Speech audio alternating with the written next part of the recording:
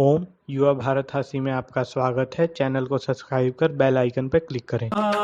सेवी समीक्षकारी विषये स्वसप्तः दाता समः सत्यपरः क्षमावान् आप्तोपसेवी च भवत्यरोगः।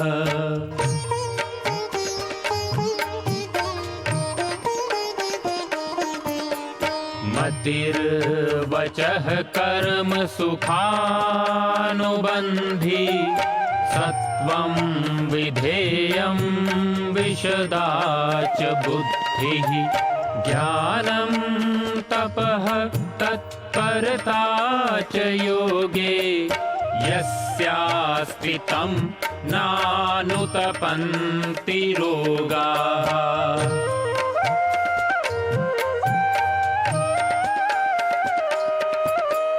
योगेन चित्तस्य पदेन वाचां मलं शरीरस्य च वैदिकेन योपाकरोतं प्रवरं मुनीनां पतञ्जलिं प्राञ्जलिरानतोऽस्मि पतञ्जलिं प्राञ्जलिरानतोऽस्मि पतञ्जलिं प्राञ्जलिरानतोऽस्मि।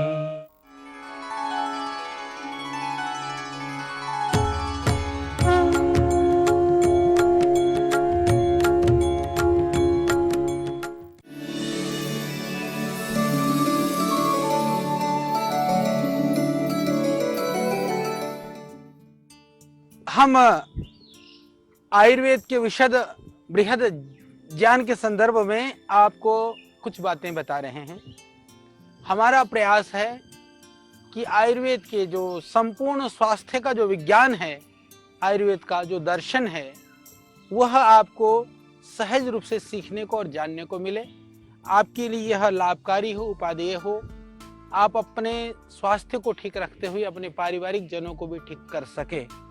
तो अब हम चर्चा करने वाले हैं इसी कड़ी में कि जो पाचन, शरीर के भोजन का पाचन के लिए जो संबंधित अग्नि है, अग्नि के बाद में बनने वाला जो आम रस है, आम का मतलब वो मैंगो रस नहीं, आम वात जो गाउट है, आर्थराइटिस बनता है या जो यूरिक एसिड वगैरह बढ़ते, इस तरह का जो अपक्व रस की जो बात आयुर्वेद में की गई है, हम आज उसकी चर्चा करेंगे। हम जो भी भोजन या अन्य पदार्थ के रूप में लेते हैं तो आपको पता है कि या वो प्रोटीन हो, चाहे कार्बोहाइड्रेट्स हो, चाहे वो वसा जिसको फैट बोलते हैं, विटामिन हो, या जिन भी तत्वों का हम सेवन करते हैं तो उनसे ही शरीर की पुष्टि होती है। हमने सबने समझ लिया, हमने आपको बताया, जिससे कि फिर बल, वर्ण, दीर्घायु और ये सब की वृद्धि होती है, सबकी प्राप्ति होती है। तो ये जब तभी प्राप्त होगा जब ये सब बाहरी तत्व शरीर के तत्वों के रूप में परिवर्तित हो जाएं। यानी कि ताकत तो बाहर दिखाई देती है, पर वो भोजन जब पाचन हो जाता है भोजन का, तब वो शक्ति हमको प्राप्त होती है। तो इसलिए इसको समझना होगा, भोजन को शरीर के अनुरूप, यानी कि शरीर के द्वारा हम जो चाहते हैं, हम शरीर से क्या चाहते हैं, हम चाहते हैं कि जो हम खाएं, हम बिल्कुल चेहरे पर लाली हो, शरीर में ताकत हो और मन में उत्साह हो, कोई बीमारी ना हो, ये चाहते हैं। यानी कि भोजन के द्वारा शरीर की जो हमारी अपेक्षा है, इसको जिसको पाचक, ये भोजन के पाचन के बाद ही ये संभव है, इसको समझिए। जो चयापचय की जो क्रिया है उसके द्वारा ही संभव है। तो इसी को ही, जो इसको पाचन की जो क्रिया को काम करता है, उसी का नाम अग्नि है। बस हमको ये समझना है। तो ये जो अग्नि है, इसको क्योंकि ये पाचन क्रिया को करने के लिए आमाशय है, यकृत है, धातु कोश है, ये इन सब के माध्यम से क्या करता है कि पाचक का जो रस है उसको उत्पन्न करता है। तो इसी रस के माध्यम से क्या होता है कि जितने भी द्रव हैं जिनका हम प्रयोग करते हैं, तो वो सब पदार्थ क्या होता है कि या तो धातुओं में परिवर्तित हो जाता है, या तो फिर मलों में परिवर्तित हो जाता है। जो सार तत्व है वो धातुओं में परिवर्तित हो जाता है, असार मलों में हो जाता है। हमने मल की बात करी, हमने धातुओं की बात करी, तो आपने इसको समझा। और इसके बाद में जब वह भोजन पाचन जब हो जाता है तो ही ये जाकर के सारे अंगों का पोषण करता है, उसका काम व्यानवात करता है। समझिए योग का और आयुर्वेद का कितना संबंध है, इसको हमको समझना पड़ेगा। तो जो प्राण, अपान, समान, उदान, व्यान आदि जिन प्राणों की हम बात करते हैं, तो भोजन का जो अंगों में पहुंचाने का काम है रस का, वो व्यान वायु करता है। इसके बाद में बाकी जो स्रोत हैं उन स्रोतों का भी उससे सहयोग मिलता है। परंतु जो समझने की बात है कि जो अग्नि है ना, वो जो जठराग्नि है, इसका स्थान सबसे महत्वपूर्ण है। इन सारी चीजों में सबसे महत्वपूर्ण अग्नि है। तो क्योंकि जैसे हम अपक्व अन्न को बाहर दुनिया में चूल्हे में पकाते हैं, चूल्हे में पकाते हैं तो क्या करता है, अन्न वो पक जाता है। इसी तरह से पके हुए भोजन हो चाहे कच्चा हो, जो जठराग्नि होती है वह उसको अंदर जाकर के पकाता है। यदि वो ना पके तो उससे जो निकलने रस आदि जो धातुओं की उत्पत्ति ही नहीं होगी। और आयुर्वेद के हिसाब से तो यदि अंदर की अग्नि नष्ट हो गई तो देह नष्ट हो जाएगा, यानी आदमी मर जाएगा। इतनी अग्नि के विकृत होने पर ही मनुष्य रोगी हो जाता है। यानी कि हम उसको अभी कितने तरह की अग्नि है, किस तरह से अभी ये सारे विषय में हम बात करेंगे। तो जैसा मैंने कहा कि यदि अग्नि न रहे तो आदमी भी नहीं रहेगा, अग्नि रहे तो आदमी रहेगा। तो इस तरह की अग्नियों की बात करें तो मानव शरीर में 13 प्रकार की जो अग्नि की बात जो है वो आयुर्वेद करता है। तो जिसमें से जो सबसे महत्वपूर्ण है वह है जठराग्नि। और जठराग्नि सबसे महत्वपूर्ण है। 5 जो है वो भूताग्नियां होती हैं। एक हो गया जठराग्नि, समझिए। फिर 5 भूताग्नियां होती हैं, उनमें से पहला होता है जिसको भौमाग्नि कहते हैं। भौ मतलब भूमि, धरती, जो उसमें से निकलने वाली जो अग्नि है। आप कहते हैं जल को। आप्याग्नि मतलब जल के साथ जुड़ी हुई जो अग्नि होती है। तीसरा नंबर है आग्नेयाग्नि। आग्नेय पदार्थ जो है अग्नि तत्व से बने हुए पदार्थों के अंदर विद्यमान अग्नि। फिर जो वायु के में जो व्याप्त अग्नि है, वायव्याग्नि उसको कहा जाता है। इसलिए आपने सुना होगा आप्याग्नि, कभी आपने सुना बड़वा नल, जैसे कि समुद्र में भी आग लग जाती है, यानी कि जल में भी आग लगती है। तो अग्नि सर्वत्र विद्यमान है, वो वायव्य अग्नि। और 5वां आकाशाग्नि। ये जो 5 है इसको हम 5 जो पंच महाभूत हैं, उन पंच महाभूतों में स्थित जो अग्नि है उनको हम पंच महाभूत अग्नि के रूप में, भूताग्नि के रूप में जानते हैं। इसको समझिए। इसी तरह से तीसरे नंबर पर आती हैं 7 धातु की जो अग्नियां हैं। जैसे हमने रस, रक्त, मांस, मेद, अस्थि, मज्जा, शुक्र की बात करी, इसके आगे अग्नि लगा दो। बिल्कुल सिंपल है। जैसे कि रसाग्नि, रक्ताग्नि, मांसाग्नि, मेदोग्नि, अस्थ्याग्नि, मज्जाग्नि, शुक्राग्नि। और स्त्रियों में रजोग्नि। इसमें से जो जठराग्नि है, ऊपर जिस अग्नि का महत्व बताया गया वो वही जठराग्नि है। ये जठराग्नि को ही हम इसको पाचक अग्नि भी कहते हैं और कायाग्नि भी कहते हैं। यानी कि इसके माध्यम से बाकी अग्नि तो उसके साथ साथ में है, पर यही आमाशय में और जो पक्वाशय जिसको हम कहते हैं ना, छोटी आंत और बड़ी आंत के बीच जो नाभि प्रदेश में ही इसका स्थान आयुर्वेद के अंदर माना गया है। जिस तरह से इसको एक उदाहरण दिया गया है शास्त्रों में कि जिस तरह से सूर्य जो है ना अपनी किरणों की, अपनी उष्णता की सहायता से क्या करता है, कुओं से, तालाबों से, नदियों से सारे जल को वो सोखता है। उसी तरह से नाभि प्रदेश के अंदर जो स्थित जो अग्नि है वह अपनी ऊष्मा की सहायता से शीघ्र ही भोजन का पाक यानी पाचन करती है। इसको हमको समझना होगा। यानी अब इसको समझिए इस तरह से कि जिस तरह से हम लोग जितने भी तरह की चीजों को, पदार्थों को खाते हैं, उन्हें शरीर को अनुरूप बनाने के लिए, यानी कि शरीर के लिए जिस तरह से चाहिए वो भोजन तो शरीर के अनुरूप नहीं है ना, उसको बनाने के लिए जिस तरह से उसको तोड़ करके सूक्ष्म खंडों में विभक्त कर देती है। यानी कि जितने भी मिनरल्स हैं, जितने भी हमको विटामिन या न्यूट्रिएंट्स चाहिए, उसको उस तरह से उसको जो बॉडी एब्जॉर्ब कर सके उस फॉर्म में लाने का काम जठराग्नि करती है। और जो इसी तरह से जठराग्नि पाचक क्रिया के द्वारा भोजन में क्या करती है, प्रारंभिक जो परिवर्तन होता है वह इसके द्वारा होता है। मैं इस बात को इसलिए बता रहा हूँ आपको क्योंकि ये भोजन की पाचन की प्रक्रिया को जानने से हमको ये पता चलेगा कि भोजन कितना महत्वपूर्ण है। जो खाया हुआ भोजन को जठराग्नि किस तरह से उसको पाचन क्रिया में वो सहयोग कर करके भोजन को हमारे शरीर के अनुकूल करने में वो पाचन क्रिया काम करती है। और इसके अतिरिक्त जब ये सारी जब ठीक से काम करेगी तो ही फिर भोजन से हमको आयु यानी एज, वर्ण मतलब कलर, ग्लो, स्वर, वर्ण, बल, ऊर्जा, शारीरिक वृद्धि और उत्साह, ओजस, जो कुछ भी, और शारीरिक जो बॉडी का टेम्परेचर आदि जो कुछ भी है ये सब तभी प्राप्त हो जाता है। और बाकी अग्नियां भी जठराग्नि के सहयोग से ही काम करती हैं और जठराग्नि ही बाकी अग्नियों को क्रियाशील बनाने में वो सहायता करती है। तो इसीलिए इसको कहते हैं कि सब कार्यों को सहायक करने के लिए इसको सम रहना जरूरी है। इसीलिए अग्नि को कहते हैं कि अग्नि सम रहना बहुत जरूरी है। परंतु इनको 4 भागों में बांटा गया है। फिर भी ये अग्नि जठराग्नि जो है वो 4 तरह की हो जाती है। रहना जरूरी तो था सम, पर वो हो जाती है कभी विषमाग्नि। यानी नाम से एकदम दिख रहा है कि सम का उल्टा हो गया विषम, यानी कि कभी बहुत तेज हो गई, कभी बिल्कुल धीमी हो गई, यानी जहां रहना चाहिए था बीच में नहीं, कभी इधर कभी इधर, कभी तेज भूख लग रही है भले दबा के खा रहा आदमी, कभी आज तो नहीं खाना है, वो एकदम ऐसे ही पड़ा हुआ है। तो ये बहुत खतरनाक है। यानी कि भोजन का पाचन कभी तो तेज हो जाता है, कभी बहुत धीरे होने लगता है। तो ये अग्नि की जो स्थिति है ये वात दोष की अधिकता से होती है। दोष के विषय में हम आपको बता चुके हैं, तो उसको में आपने जरूर सुना होगा। तो अब हम आपको बता रहे हैं कि ये 2 वायु बढ़ने से ये जो हमारी जो जठराग्नि है वो उसको विषमाग्नि में परिणत कर देता है वायु विकृत होने से।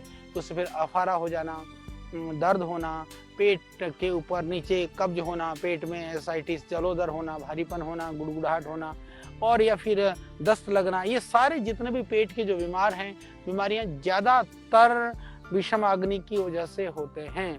दूसरा शब्द है जैसे आपने सुना होगा, एक तो हो गया विषमाग्नि, दूसरा है तीक्ष्णाग्नि। तीक्ष्णाग्नि क्या है कि जैसे बहुत तेज हो जाना, यानी कि खाया फटाफट फिर भूख लगी, फिर खाया फिर भूख लगी, खतरनाक स्थिति हो जाती है। ऐसी स्थिति में तो आयुर्वेद इसको जो है ना हम भस्मक रोग भी बोलते हैं इसको, यानी कि अत्यग्नि को ही जो भस्मक रोग जो है कहा जाता है। भस्मक रोग के विषय में मैं आपको बताना चाहता हूँ कि ये हमने देखा है कई सारे लोगों को, वो इतना भोजन करते हैं फिर भी उनकी तृप्ति नहीं होती। ये बहुत खतरनाक बीमारी है। हालांकि आयुर्वेद के अंदर इसके लिए भी औषधियों का वर्णन है, इसके लिए भी चिकित्सा है। थोड़े योगासन प्राणायाम करें तो विविध तरह की, जैसे उसके अंदर हम विशेष करके जो अपमार्ग है उसकी जो तंडुल है, उसके तंडुल का पाउडर कर करके खीर बना करके देते हैं, तो इससे भस्मक जैसी बीमारियां भी ठीक हो जाती हैं। तो ये है अत्यग्नि का कारण है, इसको हमको जानना होगा। इस अवस्था में क्या होता है कि पित्त दोष, जैसे हमने विषमाग्नि के लिए कहा कि वात दोष प्रकोपित होने से विषमाग्नि होता है, इसी तरह से जो पित्त दोष है वह यदि उसकी अधिकता होती है तो ये जो जठराग्नि की तीव्र जो है स्थिति बनती है। इससे गले में, होठों में सूखापन आ जाना, फिर उससे बहुत ज़्यादा भोजन के पचने का, ये गले में पूरा जलन वगैरह हो जाना, होठों में जैसे मैंने कहा कि गर्मी, शरीर में गर्मी उत्पन्न होना, ये सब जो तीव्र अग्नि है उसके लक्षण हैं। तीसरे नंबर पर है जिसको हम बोलते हैं मंदाग्नि। मंदाग्नि की स्थिति में क्या होता है कि बहुत कम भूख लगती है और पचता ही नहीं खाया हुआ। लोग कहते हैं क्या करें, पचता ही नहीं है, ऐसा लगता है कि खाया हुआ पेट में ही पड़ा रहता है, घंटों पड़ा रहता है। ये बहुत खतरनाक स्थिति, यानी कि जो खाया हुआ भोजन है, जठराग्नि जो है वो एकदम नॉर्मल स्थिति से वो मंद हो जाती है। तो मंद हो जाती तो पचता ही नहीं है। तो इस तरह की कफ दोष की वजह से ये मंदाग्नि की स्थिति होती है। तो उसमें पेट में भारीपन, सर में भारीपन, खांसी होना, श्वास की बीमारी होना, मुंह से लार टपकना या फिर उल्टी आना, शरीर में कमजोरी होना, इस तरह के लक्षण दिखाई देते हैं। फिर जैसे हमने कहा कि इन अग्नि में जो सबसे बेहतरीन जठराग्नि का जो सही जो स्वरूप है उसको कहा जाता है समाग्नि। समाग्नि का समय जो है जब हम जठराग्नि के समय जब एकदम भूख लगती है तब हम उचित मात्रा में खाना खाते हैं, या फिर भोजन ठीक से उसका पाचन हो जाता है और ठीक से मल विसर्जन की क्रिया होती है। जठराग्नि जब सम अवस्था में रहने के लिए वात पित्त कफ तीनों दोष अपनी सम अवस्था में होते हैं, तो इस स्थिति का नाम समाग्नि है। तो इसलिए समझिए कि इसमें भोजन पाचन की स्थिति में किसी तरह की अनियमितता नहीं होती है। पर हमने देखा है कि ज्यादातर जो लोग हैं विषमाग्नि के शिकार होते हैं, यानी कभी एकदम भूख लगती है, कभी नहीं लगती, कभी मन करता है, कभी नहीं करता है। तो ध्यान रखिए कि वात विकार प्रकोपित होने की वजह से ऐसा होता है, जैसे मैंने आपको बताया। तो इस चीज से आप अपने घर में भी या स्वयं के ऊपर भी इन प्रयोगों को, इन परीक्षणों से परीक्षण करिए। ये आयुर्वेद की इतनी सरल और वैज्ञानिक विधाएं हैं, संभवतः यह है इस तरह से आनंद के साथ में, सरलता के साथ में बताने का ये पहला प्रयास है।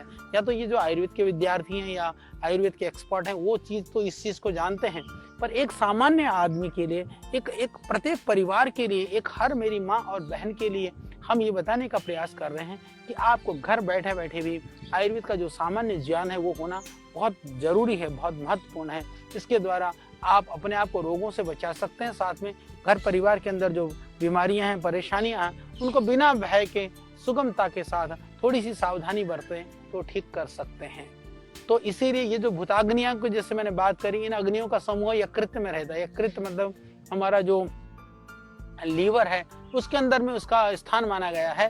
तो जैसे मैंने बताया कि भौमाग्नि, आप्याग्नि, आग्नेयाग्नि, जो हमने पंच महाभूत हैं उनके साथ जुड़े हुए शब्द का आगे अग्नि लगा देने से, तो ये जठराग्नि के द्वारा जो खंड खंड किए गए जो खाद्य पदार्थ है उसको क्या करता है कि वो अपने हिसाब से सजातीय रस, यानी कि पंच महाभूतों के हिसाब से जिन भूतों की जहाँ जहाँ पर जितनी आवश्यकता होती है। इसमें दो बातें समझनी है।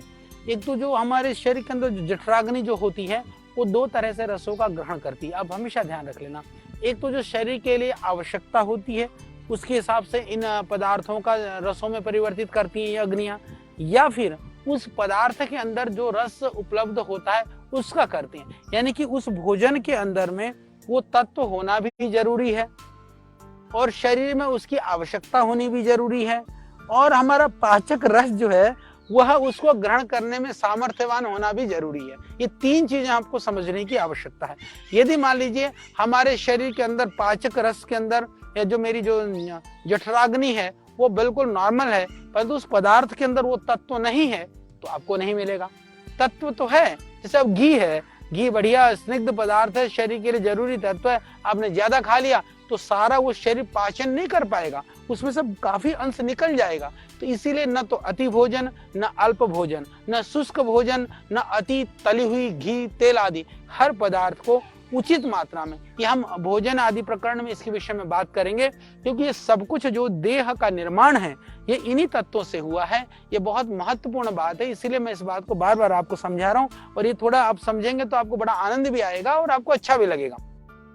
तो जैसा हमने समझाया कि भोजन कैसे उसका पाचन होता है, पाचक अग्नि कैसे पाचन करती है, और किस तरह से हमारे जो दो अग्नि है उसके अंदर जो है वो दोष आ जाते हैं जठराग्नि के अंदर में। तो इसी तरह से जो अपने अपने महाभूत का जो अंश है वो हमारी जो यकृत है वो उसी पंच महाभूतों के अंश को यकृत के अंदर विद्यमान जो भूताग्नियां हैं वो किस तरह से ग्रहण करती हैं और वो पंच महाभूतों में धीरे धीरे वो परिवर्तित करती है। इस तरह से यकृत जो है यानी कि आपका लीवर जो है ना, वो पाचन तंत्र के अंदर में जो विद्यमान जो अग्नियां हैं उसकी सहायता से भोजन को विभिन्न श्रेणियों में बांट देता है। वो दिखाई तो नहीं पड़ता है, पर वस्तुतः क्योंकि जैसे हम पंच महाभूत की बात करते हैं तो उन पंच महाभूतों से शरीर चल रहा होता है, तो वो पंच महाभूतों के हिसाब से बांटने का कार्य वो आपका जो पंच महाभूत अग्नि है वो लीवर के अंदर विद्यमान है, वही इस काम को करता है। ये आयुर्वेद के हिसाब से, मैं कोई अपनी बात नहीं कह रहा हूँ, जो हमने आयुर्वेद जाना, पढ़ा, सीखा, आज उस आयुर्वेद की विधा को आपके तक पहुंचाने का ये हमारा प्रयास है। इसी तरह से शरीर के जो विभिन्न अंगों में पाए जाने वाले अपने अपने जो महाभूत हैं वो सब मिल करके क्या करते हैं कि उसका पोषण करती हैं। तो फिर तीसरी बात है, जैसे मैंने कहा पहला समूह तो होगा जठराग्नि का समूह, दूसरा हो गया भूताग्नि का समूह, तीसरा समूह जिसको कहलाते हैं धातु अग्नियां। धातु अग्नियां, जैसे मैंने धातु की बात करी तो आप बिल्कुल समझ गए होंगे, इतना हम आपको समझा चुके हैं कि रस, रक्त, ये मांस मज्जा अस्थि, ये सारी जो 7 जो है ये धातुआं हैं, तो उन धातुओं के साथ मिल करके जो अग्नि शब्द जोड़ देंगे तो ये 7 धातु अग्नियां बनती हैं। ये तीसरे प्रकार का समूह है। तो ये धातु अग्नियां क्या करती हैं, तो ये जठराग्नि और भूताग्नियों की सहायता से 5 भूतों के रूपों में परिवर्तन हुआ जो अन्न रस है। सबसे पहले क्या हुआ, पहले जठराग्नि के द्वारा उसका पाचन हुआ, पाचन होने के बाद पंच महाभूताग्नि के माध्यम से वह जो है यकृत से वो अनेक अपने स्वरूप में चला गया। होने के बाद में जब अन्न रस, जब धातु के जो आशय है, यानी कि धातु का आशय क्या है, या तो रस वह जो संस्थान है, या तो रक्त वह जो स्रोत है, उन स्रोतों में पहुंचता है, क्योंकि उन स्रोतों के माध्यम से वो पूरे शरीर में जाता है। जब वहां पहुंचता है तो उसमें विद्यमान जो अग्नियां हैं फिर उसका पाचन करना शुरू कर देती हैं। तो पाचन करती हैं तो वह अन्न क्या होता है, वह अनेक धातुओं में परिवर्तित होने लग जाता है। फिर वह अन्न रस धातु में परिवर्तित हो जाता है, रस से फिर जो है रक्त हो जाता है, रक्त से फिर आपका जो है अस्थि हो जाता है, मेद हो जाता है, फिर अस्थि हो जाता है, फिर मज्जा हो जाता है। इस तरह से वह धीरे धीरे शरीर के अंदर में परिवर्तित होना शुरू हो जाता है। ये आप देखिए कितनी वैज्ञानिक प्रक्रिया है और ये कितनी गहरी बात है, और आपको हमने कितने सरल ढंग से समझाया कि किस तरह से जो दुनिया में जो इस अखिल ब्रह्मांड में स्थित पंच महाभूत हैं, वही पंच महाभूत हमारे देह में है। जिस तरह से वात पित्त कफ का समूह तो इन पंच महाभूतों से कैसे जुड़ा हुआ है, और शरीर जाकर के किस तरह से वह इस देह में ये भोजन आदि पकाने में, भोजन आदि के पाचन करने में, शरीर को चलाने में, रोगों को दूर करने में कैसे काम करता है, यह आपने अच्छी तरह से समझ लिया होगा। तो ये इन पाचन क्रिया के परिणाम स्वरूप, जब ये पाचन क्रिया हो जाता है तो इसके जो परिणाम स्वरूप क्या हो जाता है कि धातुओं के पोषण के साथ साथ में कुछ मल पदार्थ भी जो उत्पन्न हो जाते हैं, तो उन धातु अग्नियों के मंद होने से तो संबद्ध धातुओं की वृद्धि, क्षय, ये उनका क्षय हो जाता है। तो भोजन का इस तरह से ये संपूर्ण पाचन की क्रिया का में पित्त का भी विशेष महत्व है। तो यही कारण है कि कई सारे आयुर्वेद के लोग तो पित्त और अग्नि को एक मान जाते हैं। वैसे ही मैं आपको बताना चाहता हूँ कि 7 धातु अग्नियों में पाचक पित्त के अंश ही क्रियात्मक रूप में होते हैं, जो धातु अग्नियों को उनके कार्यों में मदद करते हैं। यानी पित्त धातु अग्नि में मदद तो करता है, पर अग्नि में पित्त के अतिरिक्त अन्य गुण भी पाए जाते हैं। मैं स्पष्ट समझाना चाहता हूं कि पित्त का गुण तो होता है, पर उसके अलावा दूसरे गुण भी पाए जाते हैं। इसलिए भोजन की पाचन की पूरी प्रक्रिया तभी संपन्न होती है।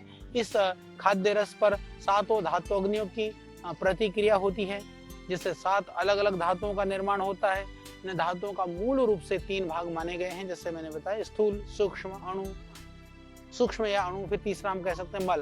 तो एक स्थूल भाग हो गया, सूक्ष्म भाग हो गया, फिर मल भाग हो गया। इसमें स्थूल भाग उसी धातु का पोषण करता है, सूक्ष्म भाग अपने से अगली धातु का निर्माण कराता है, उसे उत्पन्न मल पदार्थ उसी मल पदार्थ का पोषण करता है। इस तरह से प्रत्येक धातु अग्नि की प्रतिक्रिया के फलस्वरूप किसी न किसी मल पदार्थ का निर्माण हो जाता है। तो जैसे कि उदाहरण के लिए हम कह सकते हैं कि जिस खाद्य रस का जो सार भाग है, जो रस है, जब वो रस धातु अग्नि की प्रतिक्रिया करती है तो स्थूल भाग क्या करता है, उस रस धातु का पोषण करता है। तो बाकी जो है सूक्ष्म भाग रक्त धातु का निर्माण करता है, मल भाग कफ, थूक आदि के रूप में परिवर्तित हो जाता है। तो इसके साथ साथ में हमको समझने की आवश्यकता है कि इसके बाद में जठराग्नि धातु अग्नि में से किसी भी अग्नि मंद होने पर आमाशय में जब विकृति होती है तो आम रस की जो है अन्न पूरी तरह से नहीं पचता है। तो क्या हो जाता है कि आपको जो आम रस का या जिसको अपक्व रस है उसको आम रस कहते हैं, वो हो जाता है। तो ये जो आम रस है जब विषाक्त हो जाता है तो शरीर में विविध तरह के रोगों को उत्पत्ति का कारण बनता है, क्योंकि जब तक अन्न रस जो है अपक्व रहता है, ये कई बार क्या होता है जठराग्नि पाचन होने में रुक जाता है, तो वो शरीर में जाकर के जो वो अपने सजातीय तत्व के रूप में, जैसे मैंने कहा ना, पंच महाभूताग्नियां सजातीय तत्व के रूप में उसको परिवर्तित करती है, नहीं कर पाती हैं, तो जाकर के वो अपने स्रोत हैं वो ठीक प्रकार से उस तत्व को गति नहीं कर पाते हैं। तो जहां जहां उसको पहुंचना चाहिए वहां वो नहीं पहुंचता है, तो कई जगह पर जाकर के वो इकट्ठा हो जाता है, हृदय में किसी दूसरे आश्रय स्थान में जाकर के वो इकट्ठा हो जाता है। तो फिर इससे क्या होता है कि आम दोष संचित हो जाता है, तो उसका जो कुप्रभाव है वो पाचक अग्नि पर पड़ता है, जिससे पुनः भोजन का प्रकार ठीक से नहीं होता है। तो जा कर के ये हमारे शरीर के स्रोतस हैं जो जहाँ पर वहाँ जा कर के ये दोष जो आम दोष है वो धातुओं का आश्रय लेकर के शरीर में कहीं भी इकट्ठा हो जाता है और जो शरीर में जो कमजोर अंग होता है वहां जाकर के संचित होने लग जाता है और उसकी संभावना भी ज्यादा ही रहती है क्योंकि जो अंग कमजोर होता है उसमें इसका ज्यादा प्रभाव होता है। तो साम जो इसी तरह से जो आम की जैसे साम भी क्या करता है, रोगों या दोषों के लक्षण जो स्वेद मूत्र आदि के स्रोतों में रुकावट कर देता है, बल्कि कमी, शरीर में भारीपन, वात का ठीक से संचार न होना, आलस्य, भूख या बलगम आना, इस तरह के लक्षणों को वो पैदा करना शुरू करता है। तो ये जो साम रोगों या दोषों के लक्षण हैं, इसके विपरीत जब स्रोतों की शुद्धि हो जाती है तो निराम दोष के लक्षण हो जाते हैं। और मैं इस विषय में ये आपको थोड़ा सा बताना चाहता हूँ कि जो आम और हमने निराम दोषों की बात की, इसमें ये बहुत ज़रूरी है कि जैसे बचपन में हम आहार अल्प लेते हैं, आयु बढ़ती है तो ज़्यादा आहार लेने लगते हैं, फिर जठराग्नि तीव्र हो जाती है, तो उस समय पर जो चयापचय की क्रियाएं हैं, पाचन क्रियाएं भी अच्छी तरह से होने लगती है। तो इसमें हमको 40 वर्ष की आयु तक हमारी अग्नि थोड़ी तीव्र रहती है, इसलिए इस तरह के रोग कई बार थोड़े कम होते हैं, परंतु 40 के बाद 60 वर्ष तक अग्नि की शक्ति में कमी आने लगती है, तो फिर ज़्यादा शरीर पोषक तत्वों को ग्रहण नहीं कर पाता है। तो उसी आहार को लेकर के जब हम 40 साल तक तो शक्ति पा रहे थे, बाद में शक्ति नहीं आती उसी अन्न से, तो हमको ये ध्यान रखना जरूरी है कि मल पदार्थों का निर्माण फिर अधिक होने लगता है, व्यक्ति जो है शारीरिक रूप से और मानसिक रूप से भी निर्मल होने लगता है। इसे ही जरावस्था या वृद्धावस्था कहा जाता है। तो रसायन चिकित्सा के द्वारा ये प्रयास किया जाता है कि तब पाचक अग्नियों को, रसों को क्रियाशील बना करके रखें, वृद्धावस्था में होने वाले रोगों से बचा जा सके। तो इस तरह से किस आयु में रसों का पाचन होता है, किस तरह से हम रोगों से बच सकते हैं, ये सारी बातें मैंने आपको बताने का प्रयास किया। तो आपको निश्चित रूप से ये समझ में भी ये बात आई होगी और आपको अच्छा लगा होगा। तो फिर हम इसी तरह से निरंतर आपको अन्य आयुर्वेद के विषयों से संबंधित बातों को लेकर के और चर्चा करेंगे। आयुर्वेद के गूढ़ इस दर्शन को हम आपको सरल भाषा में बताने का प्रयास करेंगे। ऋषियों के ज्ञान से लेकर प्रकृति के वरदान तक, आयु के विज्ञान से लेकर आयुर्वेद के सिद्धांत तक, प्राचीन चिकित्सा पद्धति के हर पहलू का प्रासंगिक विवेचन। ऋषिकल श्रद्धेय आचार्य बालकृष्ण जी द्वारा सरल भाषा में स्वरचित सृजन, हिंदी, अंग्रेजी सहित विश्व के 70 से अधिक भाषाओं में लाखों की संख्या में प्रकाशित बेस्ट सेलर अद्वितीय ग्रंथ आयुर्वेद सिद्धांत रहस्य। आज ही घर लाएं, आयुर्वेद से स्वस्थ जीवन का आधार पाएं।